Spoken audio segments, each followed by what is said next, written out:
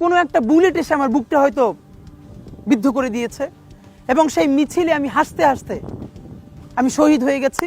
আমি তখন হাসতে হাসতে আল্লাহর কাছে ভীষণ সন্তুষ্টি নিয়ে পৌঁছতে চাই যে আমি একটা ন্যূনতম ওই জীবনটা লিড করতে পারলাম, যে আমি একটা ইনসাফের হাসি নিয়ে আমি আমার আল্লাহর কাছে পৌঁছতে চাই। হায়াত মৌতের মালিক আল্লাহ, ন্যূনতম সিকিউরিটি নিয়ে চলাও হলো সুন্নাহ।